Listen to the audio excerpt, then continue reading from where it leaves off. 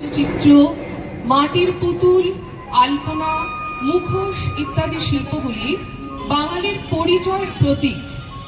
আমাদের ছাত্রী জিনাত আফসানা এবং সোহানি সুলতানা আমাদের মঞ্চে উপস্থিত করেছে পটচিত্র এবং বাংলার গ্রামীণ লোককলা।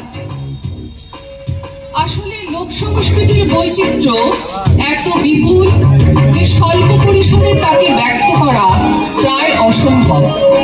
পৃথিবীর সকল দেশের সাহিত্যের মতো বাংলার লোক সাহিত্যের অনন্য সম্পদ লোককথা। লোককথা হলো বাঙালি লোক জীবনের গল্প, কিংবদন্তি, যা প্রজন্ম থেকে প্রজন্ম ধরে মুখে মুখে প্রচলিত হয়ে আসছে এবং ঠাকুরমার ঝুলির মতো বিখ্যাত গ্রন্থে সংকলিত রয়েছে, যেখানে রূপকথা, গাথা, পৌরাণিক কাহিনী, অলৌকিক কাহিনীর মাধ্যমে প্রকৃতপক্ষে সামাজিক জীবনের প্রতিফলন দেখা যায়। প্রতিফলিত হয় পারিবারিক বন্ধন, নীতি, নৈতিকতা বোধ।